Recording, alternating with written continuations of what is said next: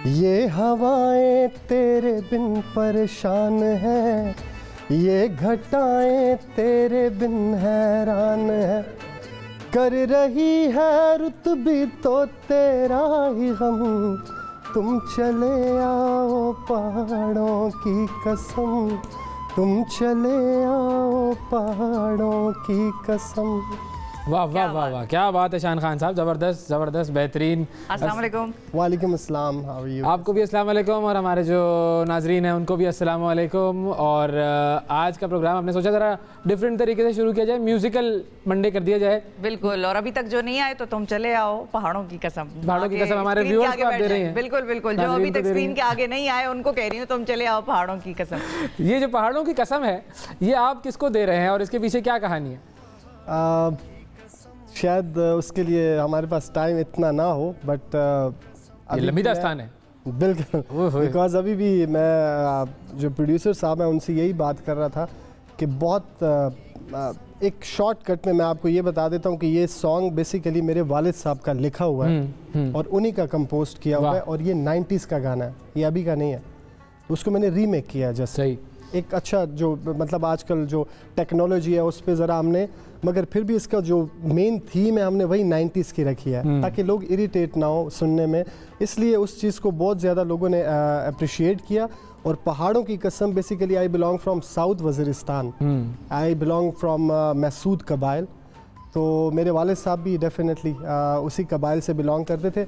उन्होंने उस वक्त ये बात की 90s में जब वज़ीरिस्तान के हालात बिल्कुल ठीक थे कि तुम चले आओ पहाड़ों की कसम, हम तुम्हारी राह देखेंगे सनम।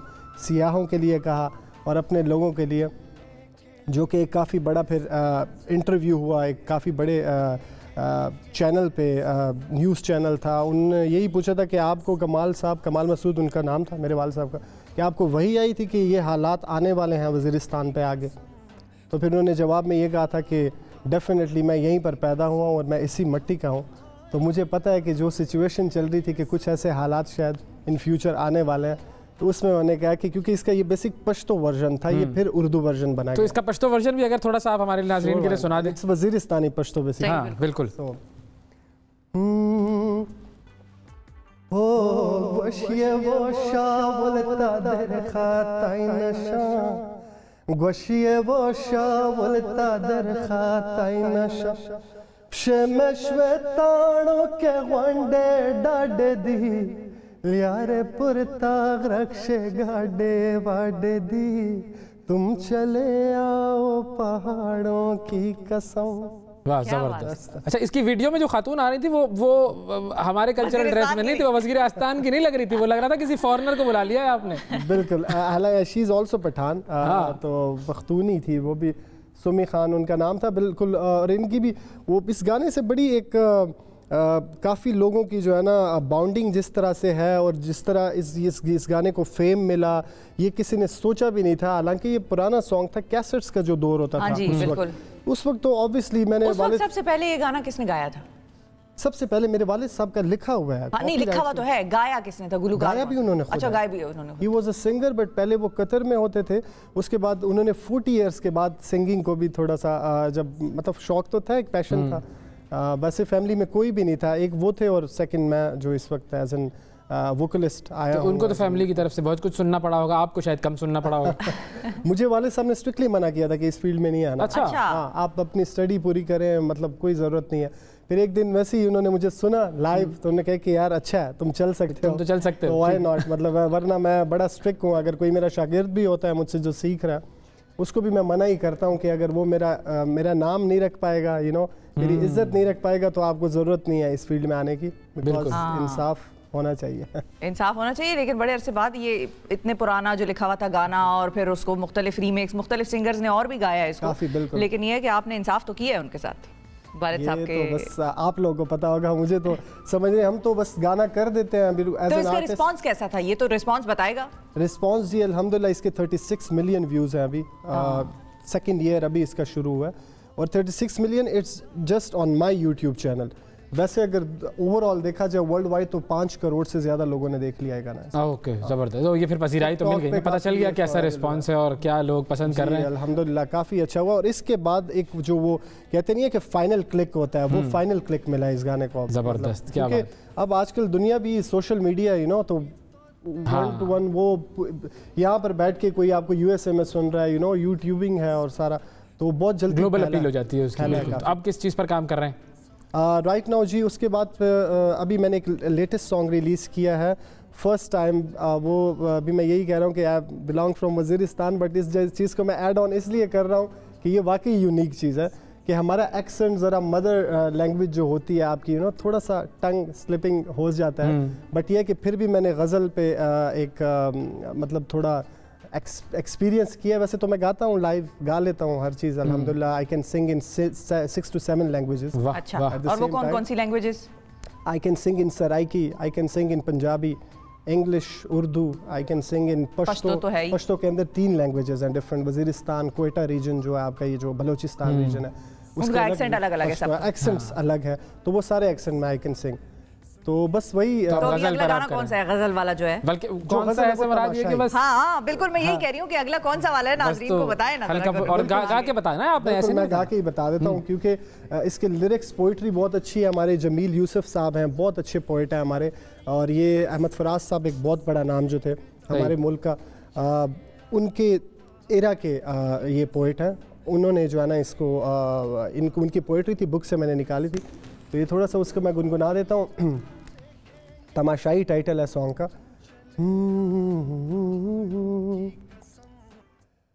मैं हर एक फूल का तमन्नाई, मैं बिखरती रुतों का सौदाई, कैसा मंजर है मेरे पेश नजर, कैसा मंजर है मेरे पेश नजर, खुद तमाशा हूँ, खुद तमाशाई, खुद तमाशा हूँ, खुद तमाशाई।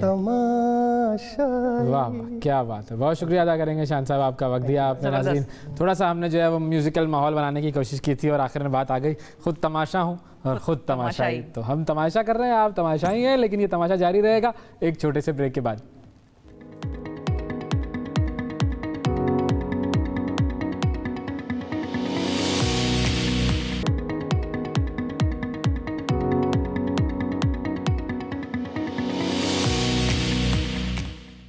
Welcome back to the programme. नाजरीन, इलेक्ट्रॉनिक वोटिंग मशीन के ज़रिए कराने हैं जी अगले इंतखाबात। क्या हो पाएंगे या नहीं हो पाएंगे? हुकूमत ने बड़े वो जिसको कहते हैं बबांगे दहल तरीके से बिल्स पास करा लिए हैं और सेनेट में जो हुकूमत ने किया उसकी भी मिसाल नहीं मिलती। अपोजिशन वाले खुद मजबूर हो गए ये कहने पे कि हम तैयार नहीं थे, we should have been better prepared. लेकिन अब होगा क्या? इलेक्ट्रॉनिक वोटिंग मशीन क्या अगले इंतखाबात में इस्तेमाल की जाएगी या नहीं की जाएगी? कितनी प्रोड्यूस कर सकता है पाकिस्तान में, कितनी कैपेसिटी है कि अगले 2 सालों में हम इतनी इलेक्ट्रॉनिक वोटिंग मशीन प्रोड्यूस कर सकेंगे? इस सारे मामले पर बात करेंगे। हमारे साथ वफाकी वजीर साइंस और टेक्नोलॉजी शिबली फराज साहब मौजूद हैं। अस्सलाम वालेकुम शिबली साहब। अस्सलाम वालेकुम सर, आपको मुबारकबाद, तो बहुत आप डिज़र्व करते हैं तो इसलिए आपको बहुत मुबारकबाद हो। आपने पाकिस्तान की एक तारीख लिखी, आप वजीर हैं उस वजारत के जहाँ से ये सारा इनिशिएट हुआ। और आधी मुबारकबाद इनकी और आधी जो है वो फवाद चौधरी साहब की। आप दोनों ने जो है वो काम करके और परेशान कर दिया है जनाब इसको अपोजिशन को। देखिए जी, पहले तो मैं ये बता दूं कि जब मुझे वजारत ये सौंपी गई तो प्राइम मिनिस्टर साहब ने उस वक्त, इससे पहले 2014 में एक इलेक्ट्रॉनिक वोटिंग मशीन बनी थी जो कि कॉमसेट्स यूनिवर्सिटी ने बनाई थी। वो जाहिर है कि टेक्नोलॉजी बड़ी चेंज हो गई, 6-7 साल गुजर गए। तो जब मैं आया तो वो मशीन अगर होती तो शायद हम ज़रा थोड़ी सी इतनी इफ़ेक्टिव ना होती, क्योंकि पुरानी टेक्नोलॉजी थी। टेक्नोलॉजी में चेंजेस भी बहुत आते हैं। प्राइम मिनिस्टर साहब ने मुझे ये कहा कि ये अपने नई टेक्नोलॉजी को करते हुए आपने स्क्रैच से बनानी है।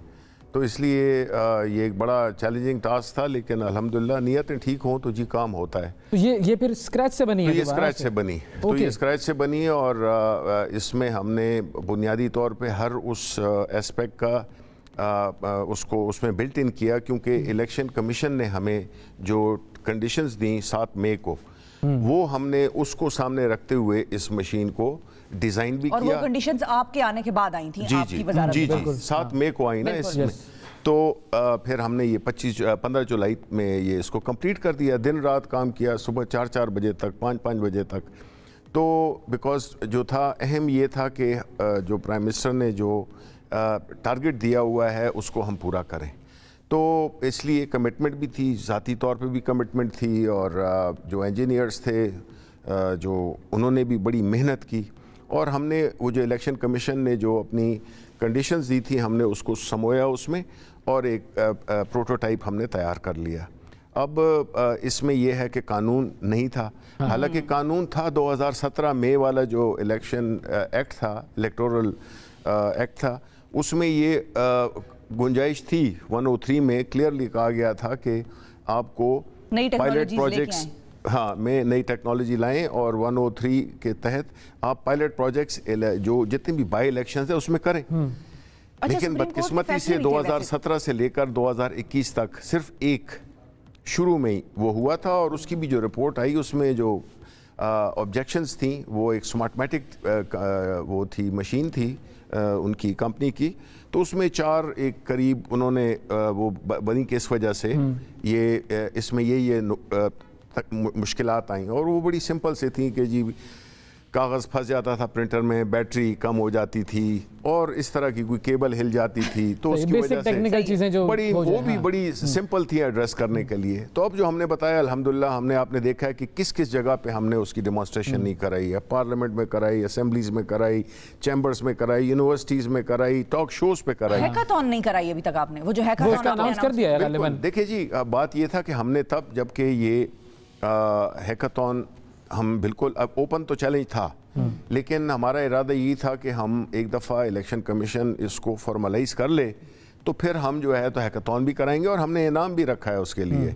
और हमने कहा था कि 10 लाख रुपए हम देंगे, लेकिन उसमें अब थोड़ी सी हमने कमी कर दी है। तो नहीं, उसको हमने बढ़ा दिया है, 15 लाख की है, लेकिन साथ में कंडीशन रख दी कि जो ना हैक कर सका तो उसको 1 लाख रुपए जुर्माना देना होगा। ये तो गलत हो जाएगा, इस तरह तो बहुत सारे लोग नहीं आएंगे बेचारे। नहीं, क्यों नहीं, मतलब है आपको श्योर होना चाहिए ना, जिस तरह के हमें एतमाद है इसी तरह उनको भी एतमाद होना चाहिए। लेकिन आमतौर पर हैकाथॉन्स में ऐसा होता नहीं है ना, उसमें तो ये होता है कि आए, मशीन पड़ी हुई है, करें जो करना है, और फिर जो जीतेगा उसको मिल जाएगा। बिल्कुल, लेकिन हम तो इसलिए जुर्माना रखा है ना कि जो नहीं कर सके, टाइम जाया ना हो, ऑपोजिशन वालों के लिए खास तौर पर आपने कोई उनको पता होना चाहिए कि ये डाउन साइड भी है। अब पाकिस्तान की प्रोडक्शन कैपेसिटी है कितनी और हमें चाहिए कितनी? पहली बात तो ये है कि ये इलेक्शन कमीशन ने फैसला करना है कि उन्होंने किस मशीन को चूज करना है। हमने तो एक आइडिया दिया है, एक प्रोटोटाइप दिया है, एक प्रूफ ऑफ कॉन्सेप्ट दिया है कि ये सारी चीज़ें हो सकती हैं टेक्नोलॉजी के ज़रिए, और इंतखाबात को साफ़ व शफाफ बनाया जा सकता है। अब आ गई कि कौन सी मशीन उन्होंने चूज़ की, इसमें बाहर की कंपनियों को भी उन्होंने बुलाना है, उन्होंने टेंडर करना है, उन्होंने टेंडर करना है, उसमें शायद ये मशीन भी हो, ज़रूरी नहीं है, ठीक है, ये मशीन भी हो। मकसद ये है कि जो इलेक्शन कमीशन ने जो कंडीशंस हमें दी थी या उसमें मज़ीद इम्प्रूवमेंट करना चाहते हैं वो करेंगे, उसका टेंडर करेंगे, और फिर उसमें कंपनीज बाहर की लोकल compete करेंगी। हमारा सिर्फ इतना है कि बेशक ये वाली ना हो, लेकिन फॉरेन एक्सचेंज बचेगा आपका। अगर ऑर्डर मिल गया किसी पाकिस्तानी कंपनी को तो जॉब क्रिएट होंगी, यहीं पे होंगी। ऐसा ही है। और क्यों नहीं, हमारे इंजीनियर्स, हमारे वो इंजीनियर्स जो हैं इस काबिल हैं, अब ये बना नहीं दिया है। तो जहाँ तक इस मशीन का ताल्लुक है तो तकरीबन 2000 मशीनें डेली पैदा हो सकती हैं, बना सकते हैं। यानी कि अगर ये देखें ना, 15 जुलाई को हमने इसको फाइनलाइज कर दिया था, ठीक है। तो समझे कि अगर अगस्त में भी अगर उस पर हो जाते, डिफाइन हो जाते, अभी भी टाइम नहीं गुजरा, अभी भी 2 साल है हमारे पास। लेकिन जितना अगर इलेक्शन कमीशन ने ये टाइम भी गुजार दिया ऐसे ही, ये नहीं होना चाहिए, आपका काम नहीं है, आपका डोमेन नहीं है, करा सकेंगे नहीं करा सकेंगे, कुछ कह नहीं सकते, तो फिर क्या करेंगे? देखिए हर इदारे, अब देखें कानून, जब तक ये कानून नहीं पास हुआ था तो उस वक्त तो बात समझ में आती थी, ठीक है। लेकिन अब जब कानून पास हो गया है, मतलब है पार्लियामेंट से क्लियरली पास हो गया है, तो अब तो करना पड़ेगा इलेक्शन कमीशन को, अभी मीटिंग्स करनी पड़ेंगी, और जल्द अज जल्द मैं समझता हूँ कि अगले 15 से 30 दिन तक उनको सारी जो स्पेक्स हैं उनको इंटरनेशनल टेंडर फ्लोट कर देना चाहिए। बिकॉज देखें, हम रास्ता नहीं रोक सकते इस नए दौर का। एक ऐसे मसले जो कि हमारे लिए हमेशा उन्होंने कितनी हुकूमतों को डिस्टेबलाइज किया, अदम इस्तेहकाम का शिकार किया, पार्लियामेंट में एक तनाव का माहौल, general public uncertain, markets uncertain, economy uncertain, ये बड़ी तकलीफ दी है इस किस्म के इलेक्शंस ने जो कि माजी में जिस तरह होते रहे हैं। अब इसमें क्या होगा कि आपकी जो एक तो इतना सिंपल है इसको इलेक्ट्रॉनिक वोटिंग मशीन पे वोट डालना कि आपको चंद ही लम्हों में मुकम्मल नताइज मिल जाएंगे, ठीक है। और वो लोग जो कि 10-10 वोट डालते थे, ठप्पे लगाते थे, वो सारा कुछ देखें, दो चीज़ें होती हैं। एक वो सोसाइटी में एक वो फोर्सेस होती हैं जो कि वक्त के साथ तब्दील होना चाहती हैं और होती हैं। एक वो होता है जिसको कि हम स्टेटस को कहते हैं, रेजिस्ट करती हैं, जो कि रेजिस्ट करती हैं चेंज को, वो नहीं चाहती हैं क्योंकि उसमें उनके बेनिफिट्स होते हैं, उनके फ़वाइद होते हैं उस निज़ाम में। अच्छा, इसी हवाले से बिलावल साहब ने एक बात की असेंबली के फ्लोर पर कि जी अगर इलेक्ट्रॉनिक वोटिंग मशीन आती है तो हम आज से अभी से जो है वो अगला इलेक्शन नहीं मानते और इलेक्ट्रॉनिक वोटिंग मशीन नहीं मानते। इस पर हम जरा बात करते हैं, लेकिन छोटा सा वक्फा लेते हैं, वक्फे के बाद दोबारा हाजिर होते हैं तो ज़रा इस बात पर भी गुफ्तगू करते हैं। स्टे विद अस।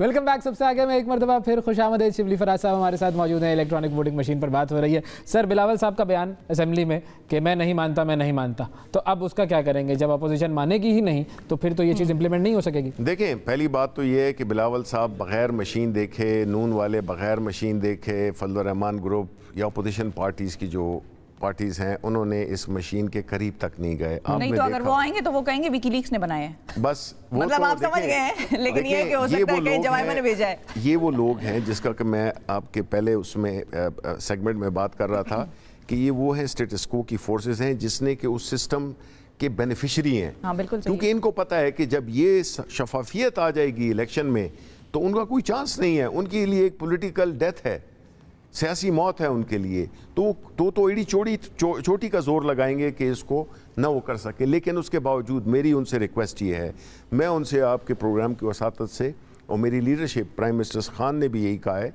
कि आप आएँ, आप अपनी तजावीज़ दें, आप बेशक इलेक्शन कमीशन जाके उनको तजावीज़ दें और इस चीज़ को अडॉप्ट करें। बिकॉज इसमें देखें ना, जिसको अब वही वाली बात है कि अगर मैंने आपको वोट पैसे 1 लाख रुपए का एक पैकेट दिया, अब आप जो है ना, मैं आपको कहता हूँ कि इसको गिने, तो आप कहते हैं नहीं मैं नहीं गिनता हूँ।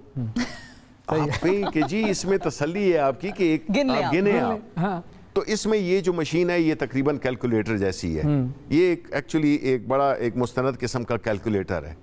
आप वोट डालेंगे जिसको आपने डालना है, एक बटन दबाएंगे, इसमें कोई पढ़ा लिखा कोई बाहर इधर उधर का फिरा हुआ नहीं चाहिए आपको, एक सिंपल। और हमने 4000 वोट डलवाए हर सेगमेंट, सोसाइटी सेगमेंट से मशीन को फॉर्मलाइज लाने के लिए, टेस्ट करने के लिए कि वो देखें कि इसमें आसानी, इससे आसान तरीन मशीन कोई नहीं बन सकती। तो सर आजकल स्मार्टफोन इस्तेमाल कर रहे हैं, वो तो बहुत ही आगे की बात आप कर रहे हैं। ये तो हमने ये है कि आपने जैसे कि किसी दरवाजे पे जाके घंटी दबानी है, बस एक घंटी दबानी है और पता चल जाएगा कि खुला है कि हाँ ये वही घर है। हाँ जी, फिर उसमें आप घुस जाएंगे। लेकिन देखेंगे आपने गलत बंदा निकला तो आप कहेंगे नहीं मैं तो इस घर में नहीं जा रहा क्योंकि। तो इसी तरह इसकी भी बटन आप जो दबाएंगे, जो आपका जो कैंडिडेट है, अगर शिफा को हमने वोट दिया है उसी वक्त पर्ची निकलेगी जिसमें शिफा और उसका इंतखाबी निशान होगा, वो तसल्ली करेगा और उसको फोल्ड करके बैलेट बॉक्स में डाल देगा। तो इसमें क्या है कि जी मशीन में ये हो जाएगा, वो हो जाएगा, जर्मनी में ये हो गया, अमेरिका में ये हो गया, फलानी जगह ये होगा। भाई पाकिस्तान की बात करें आप। हाँ। सिंपल है कि आपसे कोई कह रहा है कि नहीं मैंने कैलकुलेटर पे आपके फॉर्म 45 जो भी फॉर्म्स हैं एक बटन के दबाने से माइक्रो सेकंड में वो निकल आएंगे। अब उसमें यही होगा ना कि आपको हर चीज़ साफ़ सुथरी मिल जाएगी। लेकिन आप बज़िद हैं कि नहीं जी हमने हाथ से कैलकुलेट करना है कि जी 10-20 कैंडिडेट्स थे तो उसको इतने मिले, इतने टोटल कितने हुए, इसको हुए 49 था तो उसको 490 बना दिया, 490 को 49 बना दिया। ये हाथ से लिखने वाली चीज़ है। तो उसमें अगर बदनीयती न भी हो ना, गलती का एक इम्कान होता है। ये तो आप जिस तरह जाके शॉमिक में 50 चीज़ें डालते हैं अपनी उसमें और आपको हर एक वो एंटर करता है और आपको एक रसीद मिल जाती है और ये जी टोटल पैसे आपके इतने हैं। हाँ। बिल्कुल यही चीज़ है, यही फार्मूला है। ना इसमें कोई ऑपरेटिंग सिस्टम है जिस तरह के और जो एंड्रॉयड बेस्ड मशीनें हैं उनमें है, ना इसमें कोई इंटरनेट है, ना इंटरनेट है, ना इसमें वाईफाई है, ना इसमें ब्लूटूथ है। और मशीनें जब इलेक्शन जब होगा उसमें आप रैंडमली सेलेक्ट भी कर सकते हैं कि जी ये मशीन उठाएं, इसको हम टेस्ट करें, हम सोर्स कोड भी देंगे, जो भी जो भी क्वालिफाई किया, जिसने भी क्वालिफाई किया वो उसको सोर्स कोड भी देंगे, उसको स्कीमेटिक डिजाइन भी देंगे, वो उसकी अपनी तसल्ली कर ले। अपोजिशन वाले जाएं उधर अपनी 10 बार अपने टेक्निकल लोगों को लेकर जाएं। वो यही तो गलत कर रहे हैं, वो कहते हैं हमसे डिस्कशन नहीं करते थे और हमसे बात नहीं की। इनको तो जी हमने पब्लिकली भी कहा है, पार्लियामेंट में भी कहा है, प्राइम मिनिस्टर ने खुद कहा है, तो अब तो हमने टॉक शोज पे अपनी यूनिवर्सिटीज में हर जगह पे कहा है कि आप आएं, इसको टेस्ट करें। वो तो इसको दबाना भी गुनाह कबीरा समझते थे, जैसे इसमें करंट हो कि जी नहीं हमने नहीं जाना। हमने कई शोज में उनको इनवाइट किया कि आए कम से कम टेस्ट तो करें। हाँ। वो नहीं करते थे। इसका मतलब ये है कि वो मुखालिफत बराए डिस्कशन तो नहीं होनी कोई जी। अब मजीद डिस्कशन तो नहीं, मजीद अब तो कानून बन चुका है, अब तो निकाह पढ़ाया जा चुका है। अब हमने मशीन इलेक्शन दुल्हन जो है इलेक्शन कमीशन के हवाले कर दी है, अब वो जाने उनका काम जाने। मतलब आपको ये नहीं आ सकता फिल्मों में जैसे आ जाता है ये शादी नहीं हो सकती? नहीं, अब उसका वक्त गुजर गया। वो जो है विलन लेट आया है, विलन कुछ कर नहीं सका। हो गया जो होना था वो हो गया। और अब जो है तो इलेक्शन कमीशन से हमारी यही वो दरख्वास्त है कि वो जल्द अज जल्द, बिकॉज देखिए कानून तो बन गया है और ये कोई राजवाड़ा तो है नहीं, मुल्क है। हाँ। कानून बना है, पार्लियामेंट से बना है, तो इसमें तो ये हो नहीं सकता कि कानून बन जाए और उसको इम्प्लीमेंट जो है तो ना किया जाए। अच्छा, ई वोटिंग जो आएगी बाद में ओवरसीज के लिए, उसके बारे में कहते हैं कि कोई हैक कर देगा ये वो। मेरा सिर्फ वैसे सवाल है, क्योंकि अब आजकल आपने भी इस टेक्नोलॉजी को बहुत थॉरली स्टडी किया है, क्या मैं इंग्लैंड से बैठ के आपके अकाउंट में पैसे भेजती हूँ मिसाल के तौर पे, कभी हमने सुना है कि वो सिस्टम हैक हो गया हो? शिबली साहब को पैसे भेजने थे, अवैस को आ गए, कभी हुआ सिस्टम तो हैक होते हैं बिल्कुल। लेकिन ये है कि अभी नेशनल बैंक और कितने बड़े-बड़े जो है वो बैंक का पैसे चले ही तो नहीं गए ना। हुआ था, प्रॉब्लम तो होती है उसके अंदर। इसमें ये सारी चीज़ों का ख्याल रखा गया है और इसमें एक है, इस पे भी हमने काम किया है। एक बेसिकली ये जिम्मेदारी IT मिनिस्ट्री की है और वो इसको देख रहे हैं। और मैं अश्योर करता हूँ कि जो भी चीज़ होगी वो फुल प्रूफ होगी और जो भी इसमें अपना तसल्ली करना चाहता है वो तसल्ली करें। असल चीज़ जो है ये देखें, इलेक्शन पूरा एक प्रोसेस होता है। हाँ। इसमें आप शुरू होता है जो नादरा जो कि ID कार्ड बनाता है, जिसकी बुनियाद पे वोटिंग लिस्ट बनती है, जिसकी बुनियाद पे कि कौन कहाँ का वोटर है, किस इलाके का है, किस वार्ड का है, ये सारी चीज़ें जो है ना नादरा के ज़रिए बनती हैं। अब इसमें माजी में ये भी हुआ है कि जी लोग मरे हुए हैं, हाँ, उनके वोट डाले जा रहे हैं। बिल्कुल। तो शनाख्ती कार्ड जाली बनाए हुए, एक शख्स ने कितने बनाए हुए हैं। ये काम जो है जो पिछले उससे 1-2 साल से हो रहा है कि जिसमें कि ये जितनी भी इंतखाबी लिस्टें हैं जिसमें कि डबल ID कार्ड शुरू हुए हैं, मुख्तलिफ एड्रेसेस दिए हुए हैं, ये सारा अब जो है ना ये सफाई हो जाएगी। ये सफाई हो जाएगी और फिर जब आप वोटिंग जाने जाएंगे बायोमेट्रिक वेरिफिकेशन होगी, आ जाएगा कि जी ओवैस आया हुआ है, तो ओवैस का पूरा जो शजरा नसब है वो भी उधर आ जाएगा, उसके हल्के का भी आ जाएगा, सारी चीज और फिर होगा कि जी माशाल्लाह जिंदा भी है और उसके पास वो है, वो अपना वोट डालेगा। हाँ। ये चीज़ें हैं ना जिसपे कि जो स्टेटस को की फोर्सेस हैं जो कि इस वक्त अपोजिशन रिप्रेजेंट कर रही है, वो इन सारी चीज़ों पे खेलते थे और इस वजह से जो है तो हमारे अच्छा इसमें कोई वोट ज़ाया नहीं होते हैं, इस मशीन में कोई वोट ज़ाया नहीं होते हैं, तो आपको जो है तो स्पीड जिसमें कि अच्छा फिर जो ट्रांसमिशन ये देखिए हर एक कहता है RTS बैठ गया था। हाँ। RTS एक सिस्टम था, उसका उससे पहले तो RO भी बैठ गए थे, RO भी बैठ गए थे, इसमें तो कोई वो नहीं हो सकता। इसमें भी हमने ब्लॉकचेन टेक्नोलॉजी इस्तेमाल किया है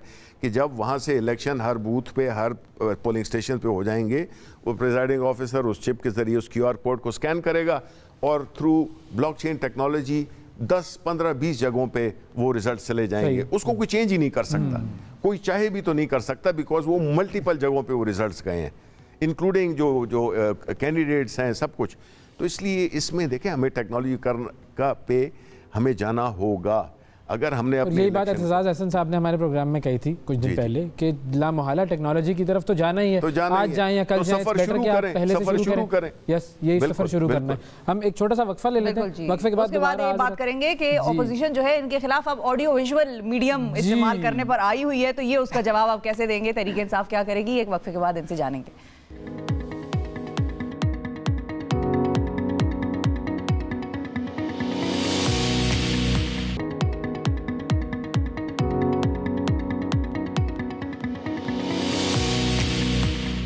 welcome back to the programme नाजरीन। शिबली फराज साहब हमारे साथ मौजूद हैं। शिबली साहब, ये जो audios, videos, affidavits, notary public, ठप्पे ये आ रहे हैं, ये कहाँ से आ रहे हैं? कौन फेंकी जा रहा है मार्केट में? देखें, ये तो अपोजिशन की बिलखुसूस एक पार्टी है पाकिस्तान मुस्लिम लीग नून, जो कि इस किस्म की चीज़ों की महारत रखती है कि वो वक्त से पहले भी चीज़ों को दरियाफ़्त कर लेते हैं, जिसमें कैलेबरी फॉन्ट भी शामिल है। तो ये चीज़ें उनकी एक वो बन गई है, जिसे कहते हैं ना कि अल्लाह ताला दो किस्म के लोगों को पैदा करते हैं, एक जिसके हाथ से अच्छाई और एक होती है जो अच्छा काम कर ही नहीं सकता।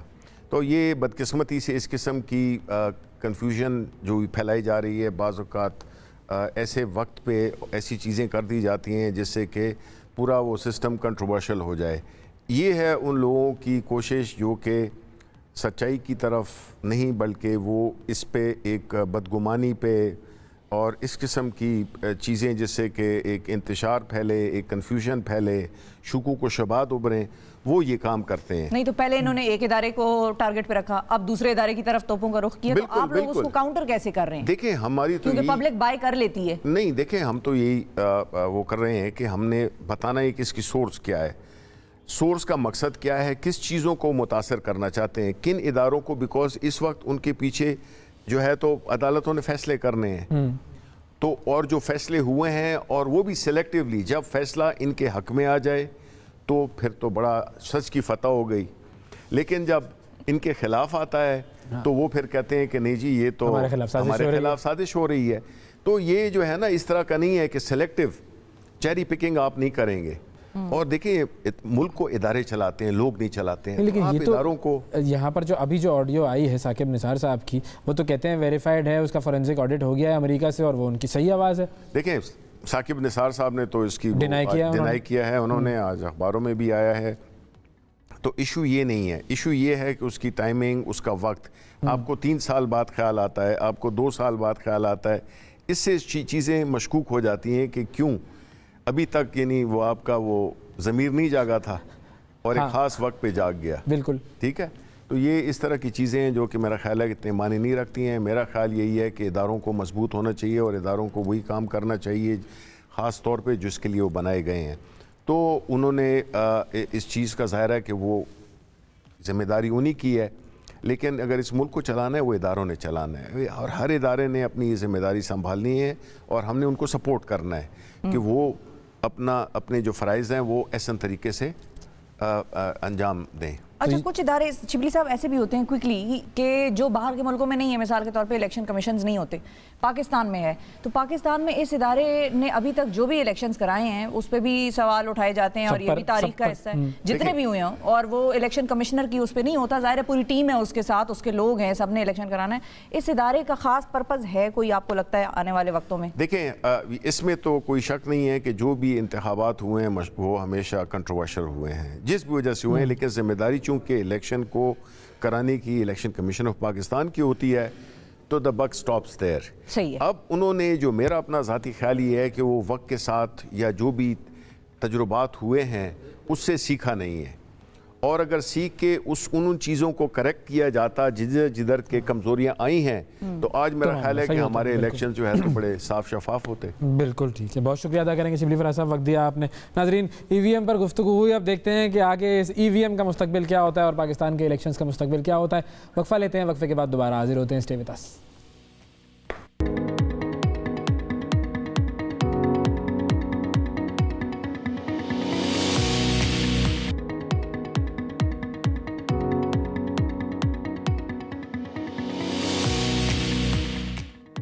वेलकम बैक जी। ज़िंदगी बहुत कीमती है, लेकिन कब कहाँ किसी के साथ कोई हादसा पेश आ जाए ये कोई नहीं जानता, और ऐसे में इंसान की ज़िंदगी बचाने में अहम किरदार अदा करती है एम्बुलेंस।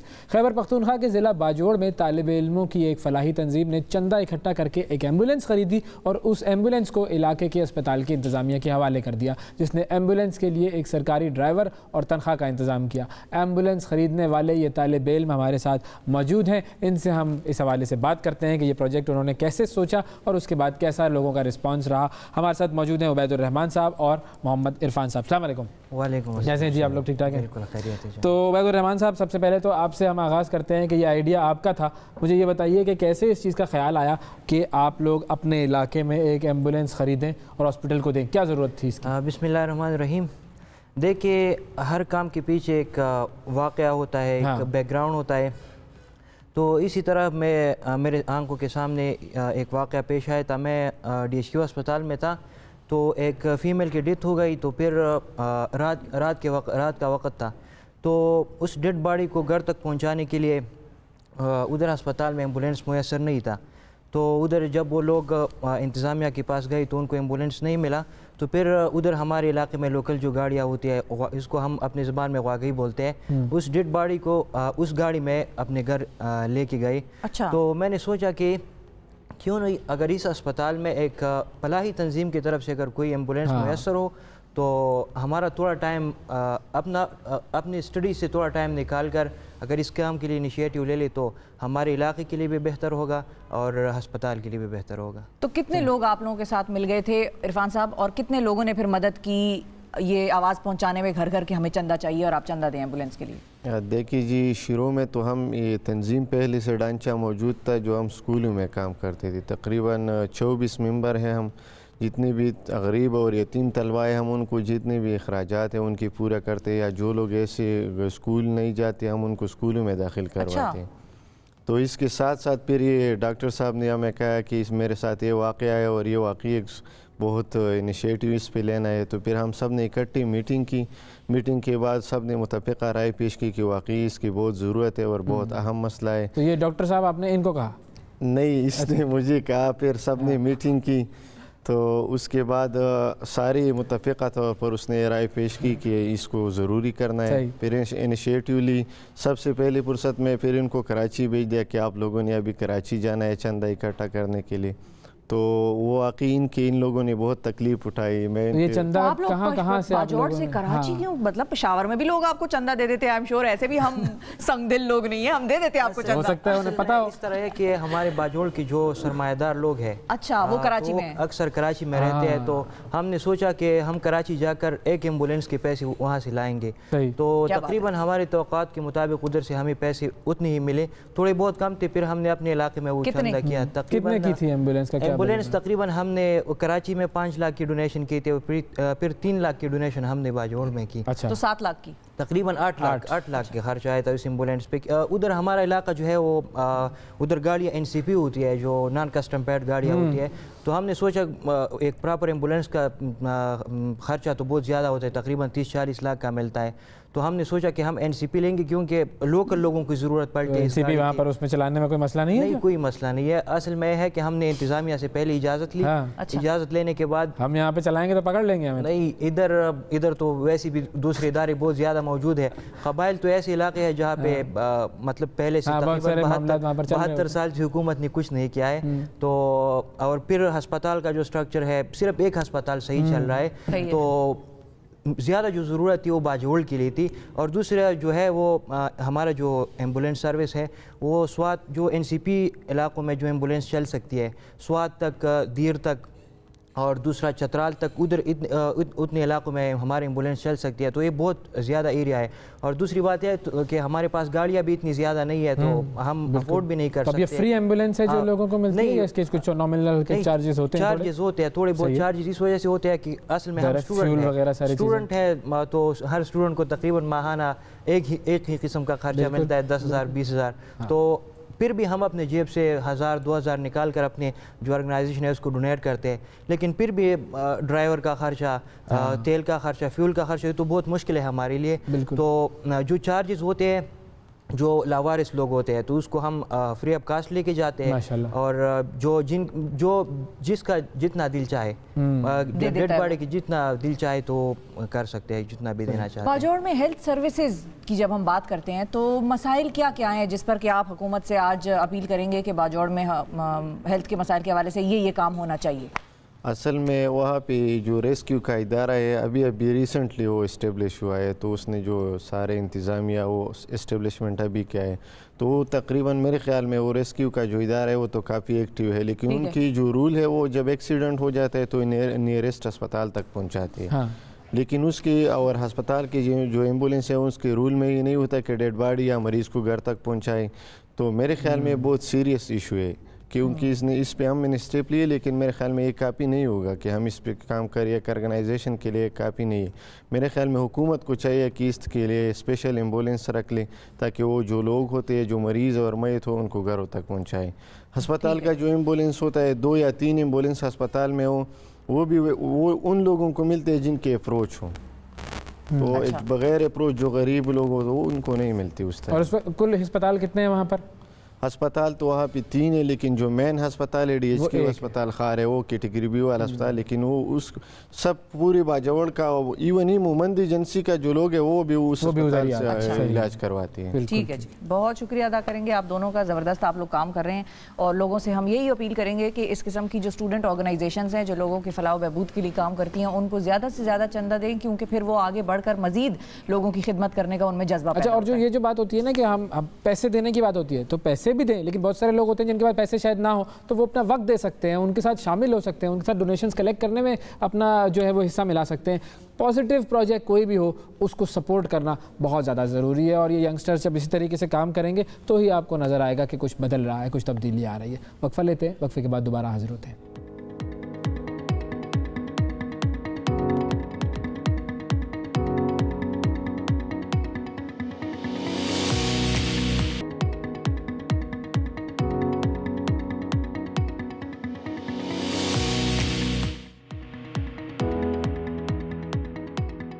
Welcome back. सबसे आगे में एक मरतबा फिर खुशामदीद। पिछले हफ्ते ख्वाजा सराओं के एक ग्रुप ने पाकिस्तान पीपल्स पार्टी में शमूलियत इख्तियार की, और ये बड़ी खुशाइन बात थी, और जिस तरीके से पाकिस्तान पीपल्स पार्टी ने उन्हें वेलकम किया बहुत पॉजिटिव बात थी, क्योंकि ख्वाजा सराओं की कम्युनिटी के बारे में हम सब जानते हैं कि उन्हें अपने हुकूक के लिए किस कदर जिद्दोजहद करनी पड़ती है, और उसके बावजूद उन्हें उनके बहुत सारे हुकूक नहीं मिलते। तो इस तरीके से मेन स्ट्रीम पॉलिटिक्स में ख्वाजा सराओं का आना ये एक बड़ी पॉजिटिव बात है। इसी हवाले से हम बात करेंगे इसी ग्रुप की जो यूँ कहिए कि लीडर हैं बिंदिया राना साहिबा, ख्वाजा सराओं के लिए काफ़ी अरसे से काम कर रही हैं। उनसे हम बात करते हैं कि ये जो पॉलिटिकल पार्टी में शमूलियत इख्तियार की है क्या इरादे हैं। अस्सलाम वालेकुम बिंदिया राना साहिबा। वालेकुम सलाम, आप लोग कैसे हैं? बहुत सारी दुआएं। बिल्कुल ठीक ठाक हैं जी। हम भी ये बताएं कि इस वक्त तो आप बड़ी एक्साइटेड होंगी, पॉलिटिकल पार्टी ने आपको ऐसा भरपूर वेलकम दिया है, खुशी का क्या आलम है? देखें, बात ये है कि जब 2013 के मैंने इलेक्शन लड़े थे तो तब भी यही खुशी थी। अगर आप पार्टी भी ज्वाइन करिए तो एक जिम्मेदारी है, तो खुशी तो तब होगी जब हम पार्टी के लिए अच्छा काम कर सकें, अपने कम्युनिटी के लिए अच्छा काम कर सकें। जो मेरा मकसद है कि ख्वाजा सराओं के लिए रिजर्व सीट भी होनी चाहिए, ख्वाजा सरा सिंध असम्बली में भी हो, कौमी असम्बली में भी हो, सेनेट भी हो। जब वो चीज़ मुकम्मल होगी तब मुझे खुशी होगी। अब तो सिर्फ मेहनत करनी है। तो आपने पिछले इलेक्शन में हिस्सा लिया था 2013 में, फिर उसके बाद जो है वो आप ज़रा सियासत से हट गई थी, तो कैसे फैसला किया आपने कि दोबारा सियासत में आना है और इतनी बड़ी सियासी जमात को ज्वाइन करना है और सियासत में किरदार अदा करना है?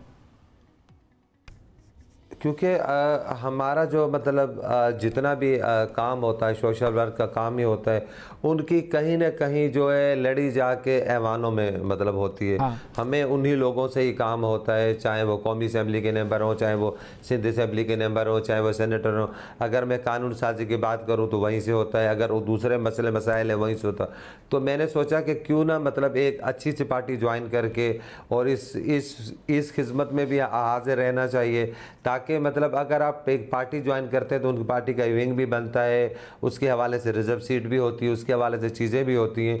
फिर ये कि ये बहुत बड़ा मुश्किल काम था मेरे लिए किसी पार्टी को एक को ज्वाइन करना। हाँ। क्योंकि हम तो सोशल वर्क का काम करते हैं, हमारा तो सबसे एलो आए।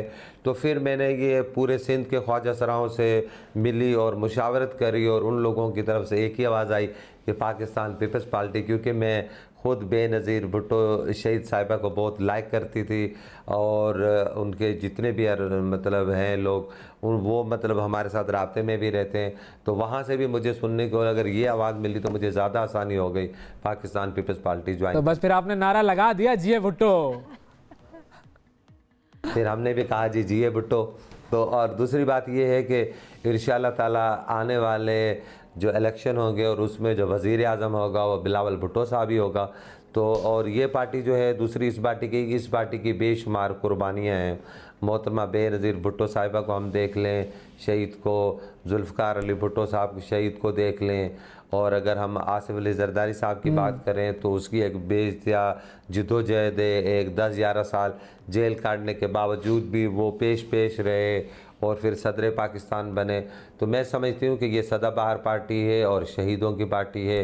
वो लोग हैं जो डट के रहते हैं, वो लोग नहीं हैं जो महीने 1.5 महीने में 2 महीने में कोई मायदा करके और लंदन या अमेरिका जाके। क्या बात है, आपने बिंदिया साहिबा तैयारी पूरी कर ली है जलसों के लिए, अब आप तैयार हैं बिल्कुल। देखिए जी, हम जलसा करने के लिए भी तैयार हैं। हम मतलब जो है हर वो जगह जहाँ पे भी हम समझेंगे कि ज़रूरत है बात करने की, वह बात करने के लिए भी तैयार हैं। और दूसरी बात ये है कि हमें मतलब जो है ना कि मैं मतलब सियासत में आने के बाद ये नहीं होगी कि जैसे सियासत होती है कि 1 घंटे का प्रोग्राम है और आपस में गाली गलौज ये। मैं तो ये चीज़ समझती हूँ कि अल्लाह ने अगर मुझे इज़्ज़त दी है तो मैं सामने वाले को इज़्ज़त ही दूंगी, चाहे वो किसी भी पार्टी से ताल्लुक़। हाँ, वो मयार से गिरेगा तो मैं उसको फिर जवाब भी वो जैसा सवाल होगा वैसा ही जवाब होगा। तो मैं तो ये मेरी ख्वाहिश है कि अगर कोई भी किसी भी टॉप शो में कहीं भी किसी भी पार्टी का बंदा बैठता है तो मेरी उनसे रिक्वेस्ट होगी कि वो इज़्ज़त से, अखलाक से, दायरे में रह के बात करेंगे तो इंशाअल्लाह ताला उनको बहुत अच्छा जवाब मेरी तरफ से। सही। तो पीपल्स पार्टी की तरफ से कैसा रिस्पॉन्स रहा? अल्हम्दुलिल्लाह पाकिस्तान पीपल्स पार्टी की तरफ से अच्छा रिस्पांस था। और पहले भी क्योंकि हम लोग मतलब बहुत सारे ऐसे काम हैं जो साथ मिल के करते रहे हैं, चाहे वो कानून साजी का बिल हो गया या दूसरे हेल्थ के हवाले से दूसरे इश्यूज़ जो हैं वो भी हम लोग मतलब साथ बैठ के हम लोग पहले ही ऑलरेडी हम सिंध में काम कर रहे हैं। तो ज़ाहिर है मतलब हमें क्योंकि सिंध गवर्नमेंट के अंदर जो सोशल वेलफेयर डिपार्टमेंट उसकी फोकल पर्सन हूँ। आज ही सिंध ने ग्रुप बनाया हुआ है क्योंकि आए दिन जो ख्वाजा सराओं पे तशद्दुद मसले मसाइल होते हैं उसमें मैं फोकल पर्सन आज ही सिंध के ग्रुप में हूँ। तो वैसे भी हमारा मतलब सिंध गवर्नमेंट के साथ मतलब वैसे ही लिंक्स अल्हम्दुलिल्लाह हैं। ऐसे ही मतलब सिंध कमीशन है, HRCP है। तो मुख्तलिफ जो इदारे हैं जो इंसानी हकूक़ पे काम करने वाले उनके साथ हमारे लिंक्स हैं। और हमारा बाकायदे जेंडर इक्वलिटी अलायंस जिया फाउंडेशन का एक मतलब MRU उन इदारों के साथ साइन है। तो पाकिस्तान पीपल्स पार्टी में शमूलियत तो एक मेरे लिए फ़ख्र की बात है और उनका अच्छा रिस्पॉन्स और इतना वेलकम अच्छा तो मुझे बहुत अच्छा लगा। सही। अच्छा ये बताएं बिंदिया साहिबा कि आपके साथ और कितने ऐसे लोग हैं जिन्होंने पीपल्स पार्टी में शमूलियत इख्तियार की है? कितने साथी हैं आपके और टोटल? कम से कम 25 जो गुरु थे यहाँ कराची के बड़े और कुछ अंदरूनी सिंध से आए हुए थे। 25 गुरुओं ने मतलब यहाँ शमूलियत इख्तियार करी। और मैं आपको इसमें यह भी बताते चलूँ कि पूरे सिंध के जितने भी ख्वाजा सरा हैं उनकी एक ही आवाज़ है कि बेनज़ीर भुट्टो शहीद की पार्टी ज्वाइन करें, बेनज़ीर भुट्टो शहीद। तो मैं समझती हूँ कि 18,000 हमारे इस टाइम हमारे पास रजिस्टर हैं जिया फाउंडेशन में ख्वाजा सरा जो 18,000 ने शमूलियत करी है कि हम पाकिस्तान पीपल्स पार्टी में साथ है। 18,000 ऑलरेडी रजिस्टर वोट बैंक यहाँ हमारे पास है। और उसके अलावा जो सिंध के कम से कम भी 1.5 से 2 लाख ख्वाजा सरा होंगे और जिनकी दिल की धड़कन है कि पाकिस्तान पीपल्स पार्टी आने वाले वक्त में बिलावल भुट्टो जो है हमें वज़ीर आज़म नज़र आने चाहिए और वज़ीर आज़म होंगे और वो दुआओं में याद रखते हैं। सही है, बिलावल होंगे वज़ीर आज़म, ये ख्वाहिश है आप लोगों की। अच्छा अब सवाल इसके बाद जो मैं पूछने लगी हूँ थोड़ा सा डिप्लोमेटिक तरीके से भी आप चाहें तो जवाब दे सकती हैं। जितने लोगों ने आपने कहा कि शमूलियत इख्तियार की है तकरीबन 25 लोग, अब इन सब को तो टिकट्स मिलेंगे नहीं, ज़ाहिर है नुमाइंदगी के लिए 1 या 2 लोगों को टिकट मिलेगा और उस पर आप लोग इलेक्शन लड़ेंगे या रिजर्व सीट होगी, जो भी मामला होगा वो बाद में तय होगा। तो बाकी लोग नाराज़ तो नहीं हो जाएंगे कि हमें टिकट नहीं दिया, पीपल्स पार्टी बहुत बुरी हो गई है? देखें बात ये है हम लोग जैसे कि मैंने अपनी वहाँ प्रेस कॉन्फ्रेंस के अंदर बोला था कि बग़ैर किसी शर्त के, बग़ैर किसी मुआहदे के मैं दिल से पाकिस्तान पीपल्स पार्टी में शमूलियत करी है। कि आप जब सौदेबाजी करके और ये चीज़ें करके करते हैं तो फिर आपके बाद में चीज़ों में फ़र्क नज़र आता है। हमारा मतलब ये नहीं कि अगर वो जितने हमें टिकट देना चाहेंगे वेलकम है, अगर रिज़र्व सीट जो होंगी उसके लिए वेलकम है। हमारे ख्वाजा सराओं में यही चीज़ें हम बोलते हैं कि हमारी तरफ से कोई ना कोई एक नुमाइंदा सिंध असम्बली में, कौमी असम्बली में, सेनेट में होना चाहिए, जो पूरे पाकिस्तान के ख्वाजा सराओं की आवाज़ उठा सके। तो जो ओवरऑल पीपल्स पार्टी के जो काम हैं अपने सूबे में, उनसे आप लोग मुतमईन हैं? देखें जी, बात यह है, काम तो वक्त के साथ साथ होते रहते हैं और कराची इंटरनेशनल शहर है, तो आप सोचें कि अगर एक शहर है, अगर वहाँ पे एक शहर में अगर 100 लोगों की वहाँ जगह है, अगर वहाँ 500 लोग अगर आबाद हो जाएंगे आके, तो जाहिर है उस शहर पे तो लोड बढ़ेगा। वहाँ सीवरेज का मसला भी आएगा, रोडों का मसला भी आएगा, हेल्थ का भी मसला आएगा, एजुकेशन का भी मसला आएगा। तो इंशाअल्लाह ताला सिंध गवर्नमेंट पहले भी पेश है और अब भी पेश रहेगी। ये नहीं कि हम मुतमईन नहीं हैं, तो बजाय के मतलब ये तो नहीं कि सिर्फ लाहौर वालों ने एक लाहौर चमका दिया और वो पूरे सूबे का क्रेडिट ले रहे हैं। जी लाहौर बहुत खूबसूरत है, वहाँ भी डेंगू का क्या मसला क्लियर हुआ, अल्हम्दुलिल्लाह। सिंध में तो ऐसा मसला नहीं है ना, अल्हम्दुलिल्लाह के सिंध में सिचुएशन काबू में है और इंशाअल्लाह ताला काबू में रहेगी। सही है। लाहौर वालों को आका आपने जिक्र किया, हमें ये गिला है उनसे कि उन्होंने सिर्फ लाहौर ही चमकाया है, बाकी उन्होंने बहुत कम ही ऐसी जगह जो चमकाई हैं। लेकिन इसीलिए मैं आपसे ये सवाल करूंगी कि आपने लाड़काना और नोडेरो में जाके डेवलपमेंट का काम देखा है पीपल्स पार्टी का, उससे आप मुतमईन हैं? वो कैसा लगा आपको? हम लोगों के लिए भी काम होगा, वहाँ काम भी बेहतर है। मज़ीद जो चीज़ नज़र आएगी वो हम लोग उजागर करेंगे।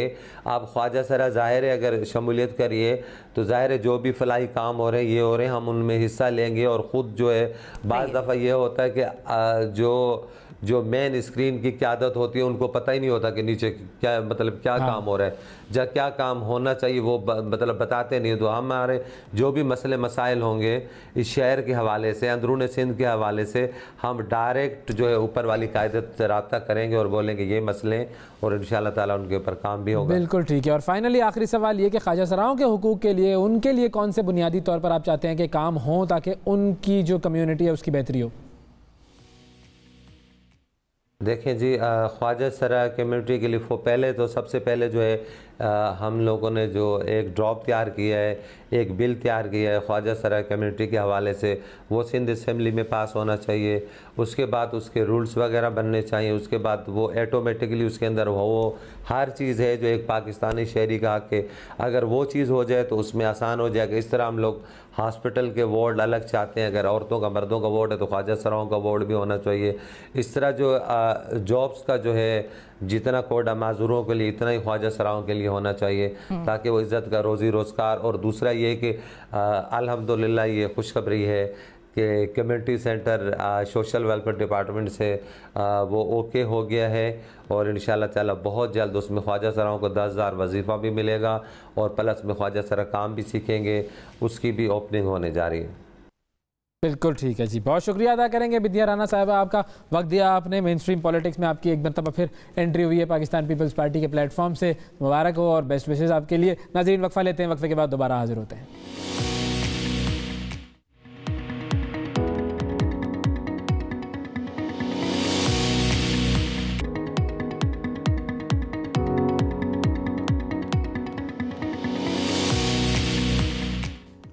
Welcome back to the programme. नाजरीन, वज़ीर आज़म सिटीज़न पोर्टल पर सरकारी अफसरान की जालसाजी का इंकशाफ हुआ है। मसाइल हल किए बगैर पोर्टल पर वज़ीर आज़म को सब ओके की रिपोर्ट दी जाती थी।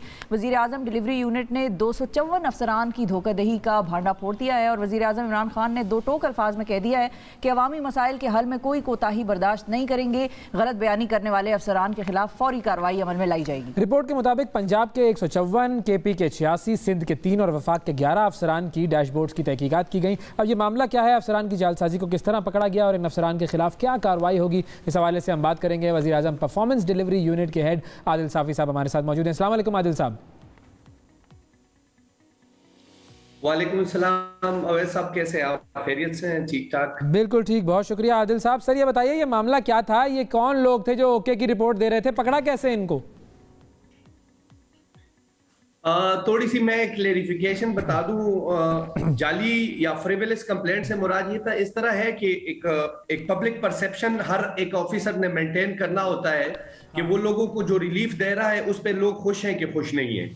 सो ये जो डैशबोर्ड्स हमने पिक किए हैं इसमें ये ट्रेंड आइडेंटिफाई हुआ कि यहाँ पे एक ही डेस्टिनेशन से एक ही बंदा एक ही अफसर को 25, 30, 40 तक की कंप्लेंट्स पर मंथ कर रहा है, और इतना खुशकिस्मत है कि वो सारी की सारी उसी महीने में हल भी हो जाती है, और रोज का फीडबैक 100/100 दे रहा है। अच्छा, हमने कहा कि ये कैसे हो सकता है कि एक बंदा इतना लकी है।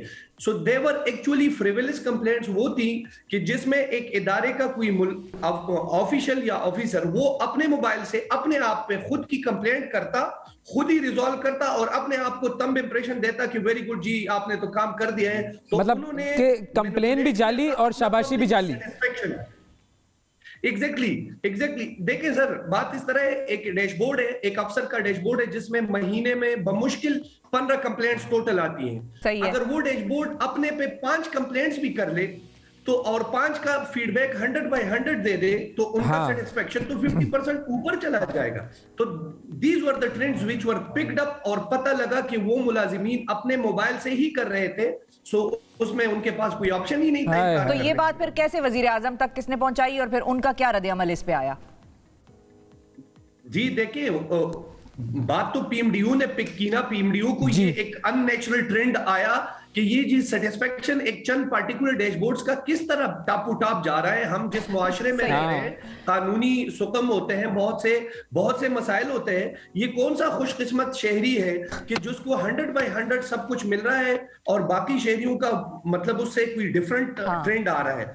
तो उसको जब हमने पिक किया कि एक महीने में एक मोबाइल से एक ही डेस्टिनेशन यानी एक ही अफसर को बहुत सारी, यानी मिनिमम हमने उसका बेंचमार्क रखा था 10 के, कम से कम तो 10 शिकायत हो, 10 से ऊपर कोई लिमिट नहीं थी। तो उसमें 254 डैशबोर्ड्स आए जिनमें ये ट्रेंड था कि एक ही बंदा एक ही डेस्टिनेशन को कंप्लेंट्स किया जा रहा था और वो हल भी हो रही थी और वो 100। तो खान साहब का क्या रिस्पॉन्स था जब उन्हें पता ये चला? डैशबोर्ड हमने पिक किए। जी सॉरी, खान साहब का वजीर आजम इमरान खान साहब का रद्द अमल फिर इस पे क्या आया? ऑब्वियसली जी देखिए, रिपोर्ट तो हम ऊपर भेजते हैं, उस पे बाकायदा चीफ सेक्रेटरीज और आईजीज को मुरासला किया। इस मुरासले को दो महीने तकरीबन हुए, उनको मुरासला किया कि जी हमारे पास तो प्रूफ कंफर्म था। हमने फिर भी एक लीगल वो पूरा करने के लिए, क्योंकि ये सूबाई हुकूमत है, इनका अपना इख्तियार होता है, इनका अपना डिसिप्लिन होता है, हमने उनको भेजा कि ये डिटेल्स हैं, ये फैक्ट्स हैं, आप जाके इंक्वायरियां कर ले, आप कंफर्म कर ले कि ये वाकई ऐसा हो रहा है कि नहीं हो रहा। तो उन्होंने कंफर्म करके, तो मैं आपको थोड़ी सी डिटेल्स बता दूं कि पंजाब गवर्नमेंट ने, चीफ सेक्रेटरी पंजाब ने जो एक्शंस लिए, 44 मुलाजिमीन की इन्वॉल्वमेंट प्रूव हुई, जिस पे उन्होंने 2 को शोकाज किया, 3 को 2 के इंक्रीमेंट, हर अफसर की अपनी अथॉरिटी होती है, किसी से इंक्रीमेंट रोक लिए तो किसी को जॉब से डिसमिस कर दिया, तो हर अफसर ने अपने उसके मुताबिक उस पर एक्शन लिया। ये 44 बंदों के केस में आईजी पंजाब ने भी 45 अफसर को अकाउंटेबल ठहराया और उनकी इंक्वायरियां भी चल रही है और अक्रॉस द बोर्ड सस्पेंशन हुई, अक्रॉस द बोर्ड, कोई उसमें दूसरी पॉइंट नहीं थी। चीफ सेक्रेटरी केपी ने 39 बंदों को वन गो में सस्पेंड कराया और उनमें बहुत सी की इंक्वायरियां भी है, यानी the thing is not stopped here, ये आगे जाएगी। ये बहुत बड़ा ब्रीच ऑफ ट्रस्ट है, ये मिसकंडक्ट है। तो इस मिसकंडक्ट का तो अभी मजीद खमियाजा आगे आएगा। आदिल साहब, क्विकली ये भी जानना चाहूंगी कि ये जो 44 अफसरान के खिलाफ आप लोगों ने कार्रवाई की है, शकूक शवाहिद थे आप लोगों के पास, इनके रैंक्स क्या क्या थे, कुछ बता सकते हैं? किस किस लेवल के अफसर थे ये? देखिए, यस इसमें देखिए मिनिमम रैंक तो बीपीएस 11 से तो नीचे नहीं, 17 ग्रेड तक ऑफिसर्स भी हैं। अच्छा, ठीक है, 17 ग्रेड तक के ऑफिसर हैं। अच्छा, अब ये जब सस्पेंड हो गए हैं तो क्या कोई ऐसा चांस या कोई ऐसी उम्मीद कि हाँ जी ठीक है, अब इंक्वायरी हुई और उसके बाद उन्हें माफ़ी तलाफ़ी करके छोड़ दिया जाए, या ये ऑर्डर है खान साहब की तरफ से कि नहीं, जिसने गलती की है उसको मुकम्मल सज़ा मिलनी चाहिए? नहीं, ये इस तरह नहीं होता, ये ऑर्डर के मुताबिक नहीं, ये वो रूल रेगुलेशंस जो चीजें परमिट करते हैं उसमें जो कुछ है वही हो गया। यानी अगर किसी की माफी तलाफी होगी तो एज पर रूल्स होगी, लेकिन ये चीज इस तरह है कि इसमें तो ग्रेव मिसकंडक्ट है, उसमें तो कोई मेरे ख्याल से कोई ऑप्शन ही नहीं बचा। यानी कि इन शॉर्ट आप लोगों ने एक्शन ले लिया है 44 सरकारी अफसरान के खिलाफ?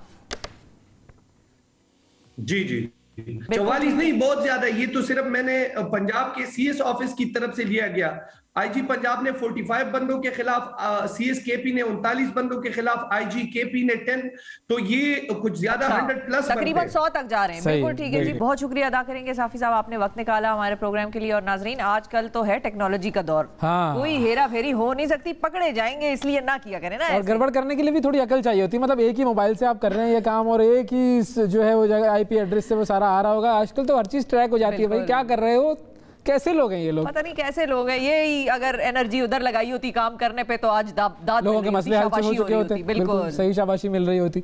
बहुत शुक्रिया जी। और नाज़रीन, आज के प्रोग्राम में इतना ही। अगले प्रोग्राम तक के लिए मैं इजाजत दीजिए, फिर मुलाकात करेंगे। अल्लाह हाफिज।